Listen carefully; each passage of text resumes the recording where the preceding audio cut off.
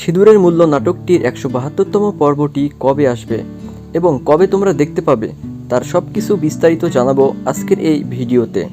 তো বন্ধুরা, কেমন আছো সবাই? আশা করি সবাই অনেক ভালো আছো। প্রতিদিনের মতো আজকে আবারও চলে এসেছি তোমাদের মাঝে তোমাদের জনপ্রিয় নাটক সিঁদুরের মূল্য নাটকের ১৭২তম পর্ব নিয়ে।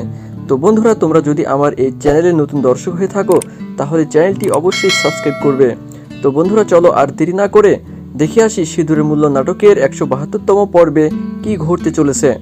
সিঁদুরের মূল্য নাটকের ১৭২তম পর্বে তোমরা দেখতে পাবে যে মিঠিকে অর্জুনের জীবন থেকে আলাদা করার জন্য অনেক চেষ্টা করেছে অর্জুনের মা। মিঠিকে বাড়ি থেকে বের করে দেয় অর্জুনের মা, আর বিন্দিয়াকে অর্জুনের বউ করে বাড়িতে নিয়ে আসার প্ল্যান করে অর্জুনের মা। অর্জুনও তার মায়ের কথা শুনে সব সময়। অর্জুন তার মায়ের কথায় মিঠিকে ডিভোর্স দিতে চায়, আর মিঠি কান্না করে অর্জুনের জন্য। মিঠিকে বাড়ি থেকে বের করে দেয়া সত্ত্বেও মিঠি আবারও তার শ্বশুর বাড়িতে ফিরে আসে। অর্জুন যখন মিঠিকে ডিভোর্স পেপার দেয় তখন মিঠি অর্জুনকে বলে, অর্জুন, তুমি আমাকে সত্যিই ডিভোর্স দিতে চাও? তখন অর্জুন বলে, হ্যাঁ, আমি তোমাকে সত্যিই ডিভোর্স দিব। অর্জুনের কথা শুনে মিঠি একটু কষ্ট পায়। মিঠি কষ্ট পাওয়া সত্ত্বেও মিঠি অর্জুনকে বলে, অর্জুন, তোমাকে আমি ডিভোর্স দিতে পারি, কিন্তু আমার একটা শর্ত তোমাকে মানতে হবে। আর অর্জুনও মিঠির শর্ত মানতে রাজি হয়। মিঠি অর্জুনকে বলে, অর্জুন, তোমার পরিবার এবং তুমি কোনোদিনই আমাকে মূল্য দাওনি। সবসময় তোমরা আমাকে সবার সামনে ছোট করে দেখেছো, কিন্তু তাতেও আমার কিছু মনে হয়নি। অর্জুন, তুমি যদি আমাকে ছেড়ে দিতে চাও তাহলে আমার মাথার সিঁদুরের মূল্য তোমাকে দিতে হবে। আর এই বাড়িতে আমার যেই অসম্মান হয়েছে সে অসম্মানের মূল্য তোমাকে দিতে হবে। আমার এই শর্তগুলো মানতে পারলে আমি তোমাকে ডিভোর্স দিব। তখন অর্জুন কোনো কথা না বলে সেখান থেকে চলে যায়।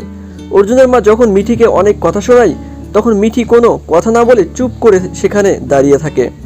আর অর্জুন সব কিছু শুনছিল দাঁড়িয়ে দাঁড়িয়ে। অর্জুন যখন মিঠিকে ছাড়তে রাজি হয় তখন বিন্দিয়া তো অনেক খুশি, কারণ বিন্দিয়া অর্জুনকে বিয়ে করতে চায়। আর অনেক অপমান সহ্য করার পরে মিঠি বাড়ি থেকে চলে যেতে বাধ্য হয়। অর্জুনের মায়ের সাথে সাথে অর্জুনের পরিবারের সবাই মিঠিকে অপমান করে। মিঠি ঠাকুরের কাছে প্রার্থনা করে আর কান্না করে অর্জুনের জন্য। আর অর্জুন মিঠির কষ্টটা বুঝতে চায় না। মিঠি যখন ঠাকুরের কাছে প্রার্থনা করছিল আর তখনই মিঠির মাথায় সিঁদুর এসে পড়ে। আর অন্যদিকে বিন্দিয়া আবার নতুন প্ল্যান করে মিঠিকে মারার জন্য। ট্যাঙ্কির পানির ভিতরে কেমিক্যাল মিশিয়ে দেয় বিন্দিয়া, আর সেটা কেউ জানতোই না। আর সেই পানি দিয়ে মুখ ধুয়েছিল মিঠি, আর সাথে সাথে মিঠির চোখ অন্ধ হয়ে যায়। আর মিঠি তখন থেকে কিছু দেখতে পায় না। মিঠি যখন চিৎকার করে কান্না করছিল তখন অর্জুন এবং অর্জুনের পরিবারের সবাই সেখানে আসে আর মিঠিকে সবকিছু জিজ্ঞাসা করে। তখন অর্জুনকে সব কথাগুলো বলে মিঠি।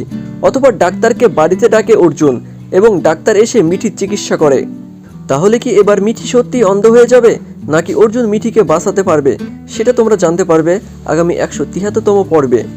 তো বন্ধুরা, অনেকদিন ধরে সিঁদুরের মূল্য নাটকের কোনো পর্ব দেয়নি।